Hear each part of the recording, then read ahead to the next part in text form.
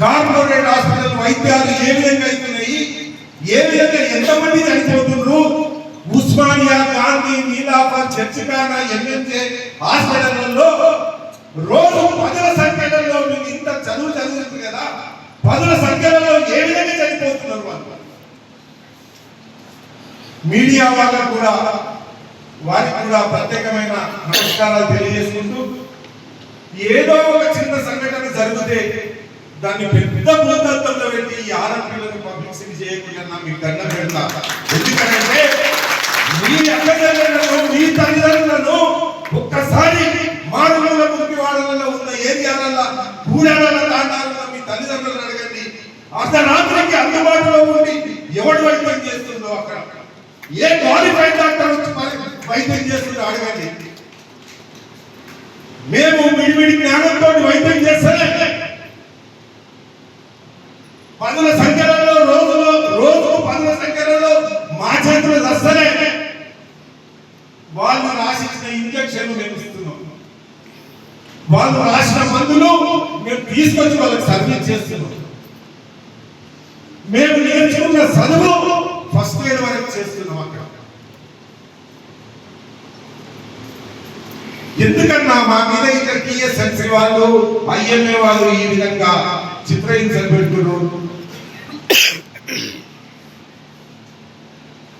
కాలి నడకన కాళ్ళకు చెప్పులు లేకుండా ఆయన అంటే మా బతుకులే వేరే ఉంటుంది. ఆయన లేక ఏ లోకాలలో కానీ 29 రాష్ట్రాలలో ఏ రాష్ట్రంలో కూడా ఎవ్వరు ఇయ్యని జీవో తెలంగాణ రాష్ట్రంలో ఇచ్చింది. 4,33,00,000 శాంక్షన్ చేసేది. అవన్నిటితోటి ఇందులో అందరూ ట్రైనింగ్ అయిన ప్రభుత్వ హాస్పిటల్లో ఇంకా కొంతమంది మిగిలిపోయి, కొంతమంది వెయిటింగ్ లిస్ట్ లో ఉన్నారు. ఆయన ఉంటే వాళ్ళందరి బతుకుల జీవితాలు మంచి వెలుగునిస్తుంది. ఆ తర్వాత తెలంగాణ పోరాటం వచ్చే, విభజన వచ్చే, ఆ తర్వాత కేసీఆర్ గారు వస్తే మేనిఫెస్టోలో పెట్టి కేసీఆర్ గారిని కూడా అన్ని సంఘాల నాయకులను కలిసి మెమోరాండం ఇచ్చిన ఉంచి మేనిఫెస్టోలో పెట్టారు. వారు మేనిఫెస్టోలో పెట్టి వారు ఒక జీవో ఇష్యూ చేశారు. ఆ జీవో నుంచి ఒక తూతూ మంత్రంగా 2-3 సెంటర్లు ఓపెన్ చేస్తే అక్కడ పూర్తి సదుపాయం ఇన్ఫ్రాస్ట్రక్చర్ లేక అది మధ్యలోనే ఆగిపోయింది. కాలి నడకన బ్యాగ్ పట్టుకొని పోయి ఇప్పటికీ గూడాలలో, తాండాలలో పనిచేస్తున్న నా సోదరులు ఎంతో మంది ఉన్నారు.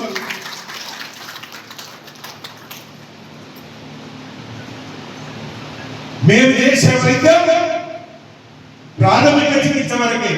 కత్తులు కటాలు తీసుకొని ఇంటికి పోయి చంపేస్తలే, ఐసీయూలలో పెట్టి డబ్బులు వసూలు చేస్తలే, కిడ్నీలు మాయం చేసి డబ్బులు వసూలు చేస్తలే, 5 సంవత్సరాల 5 అంతస్తుల మేడలు కడతలే.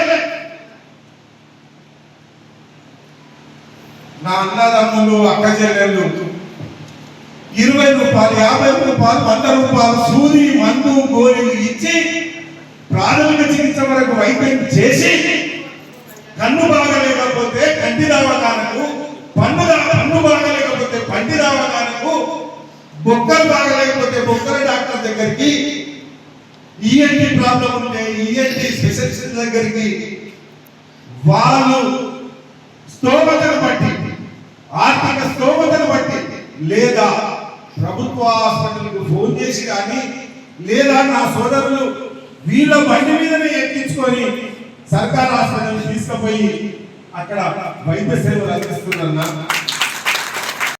ఏమన్నా 5వ తరగతి 10వ తరగతులు కాదన్నో ఆరోగ్య డాక్టర్లు బీజెడ్సీ, ఎంఎస్సి, బిఎస్సి, ఇంటర్మీడియట్ డిగ్రీలు చదివి హాస్పిటల్లో ఎక్కడెక్కడో పనిచేసి జిఎన్ఎంలు, ఏఎన్ఎంలు చాలా మంది ఉన్నారు. మాకు కూడా విద్యా వైద్యం అంత తెలిసిన వ్యక్తులమే, అంత మామూలు మనుషులను కాదు.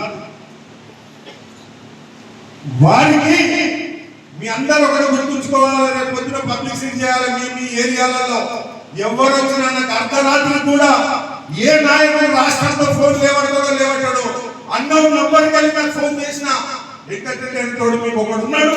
ఖచ్చితంగా ఏ సహాయం కావాలంటే ఆ సహాయం ఇస్తాడు.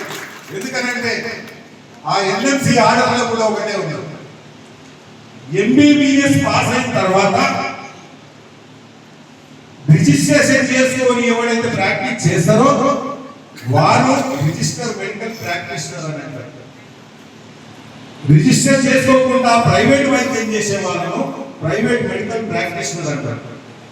వాళ్ళని ప్రజాప్రతినిధులు, ఈ నాయకులు, పార్టీ నాయకులు, వివిధ పార్టీ నాయకులు ఆ గ్రామాలలో నివసిస్తున్న ఆ ప్రజాప్రతినిధులే మమ్మల్ని కాపాడుకుంటూ వస్తున్నారు. ఇప్పటి వారికి మనకు ప్రజలే దేవుళ్ళు కాబట్టి, ప్రజాప్రతినిధులే మనకు నాయకులు కాబట్టి వారికి ఎప్పుడు మనకు రుణపడి ఉండాలని ఈ సభాముఖంగా మీ అందరికీ తెలియజేస్తుంది.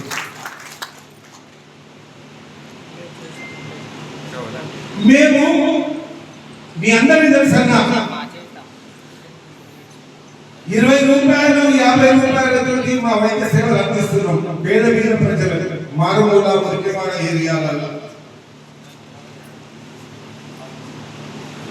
మేము ప్రజలు కట్టిన పనులతోటి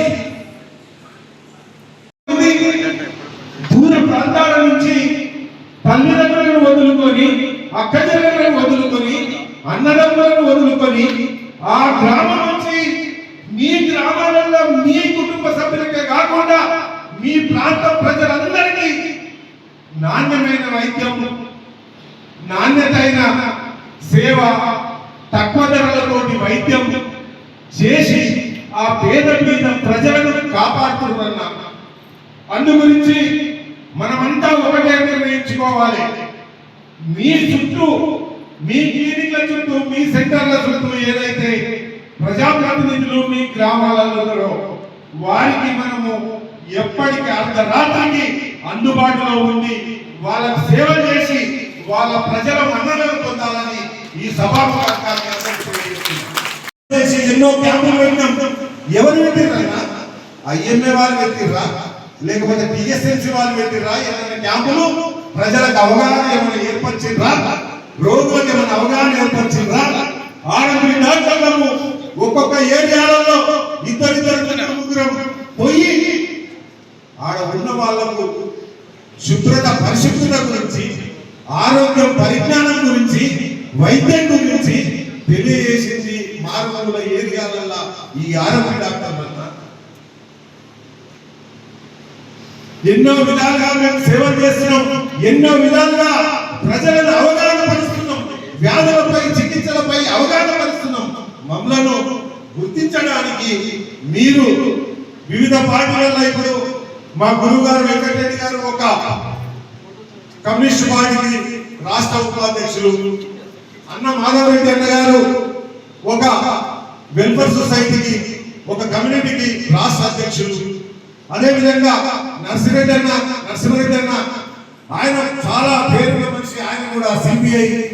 మీరందరూ లిమిట్స్ ప్రకారం మీరు ఏ విధంగా అయితే గీత గీస్తారో ఆ గీత దాటకుండా వైద్యం చేస్తాం.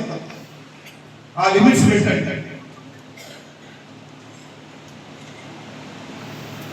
ఎక్కడికని ఎవరు వస్తారో తెలుస్తలేదు. ఒక దిక్కెళ్ళి ఆ జీవో ఏదో ఎన్ఎంసీకి వెళ్ళి ఆర్డర్ తెచ్చుకున్నామంటున్నారు, ఆ టీఎస్ఎన్స్ వస్తున్నారు, దాడులు చేస్తున్నారు, ఫోటోలు తీస్తున్నారు, విచిత్రమైన సంఘటనలు. ఇంకా ఎవరో క్వాలిఫైడ్ డాక్టర్ ఒక టీబీ ఇంజెక్షన్ రాస్తే ఆ మారుమూల ఏరియాలకు వెళ్ళిపోయి పొద్దున సాయంత్రం తీసుకోవాలంటే ఆర్థిక భారం పడుతుంది. కాబట్టి మీ ఆర్ఎంపీ దగ్గర తీసుకో అని చెప్తే ఆ టీబీ మందులు మా ఆర్ఎంపీ ఇచ్చి ఆ ఖాళీ ముందులు చెత్త డబ్బల వారేస్తే వీళ్ళు వచ్చి నువ్వు టీబీ వైద్యం చేస్తున్నావు అని కేసు చేయడం ఏ న్యాయం అన్నా? ఇది ఎక్కడున్నా అయినా వీళ్ళు ఇక నా విషయం అంతా మీ అందరికి తెలిసిందే. ఇంకా వేరే పని ఏం లేదు నాకు, అన్నీ అయిపోయినాయి. ఒక పని మంది మా సార్ కప్ప చెప్పాను. అయితే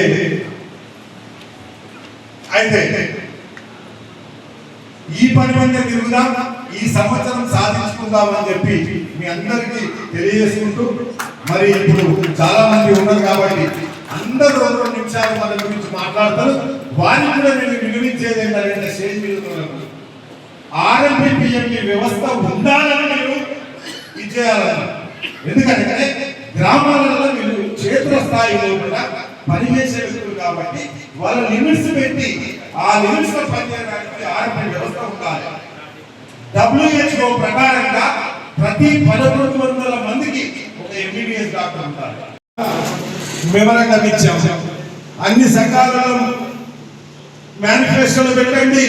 ఆర్ఎంపీ పిఎంపీ డాక్టర్లు మారుమూల మురికివాడ వాడలల్లా గూడాలల్లా తాండాలలో ఉన్నట్టు వారు సాధారణ ఎన్నికలు రాని ఏ ఎన్నికలైనా ఒక్క ఆర్ఎంపీ 100 కుటుంబాలను చేంజ్ చేసే సత్తా ఉన్న ఆర్ఎంపీలు ఉంటారు.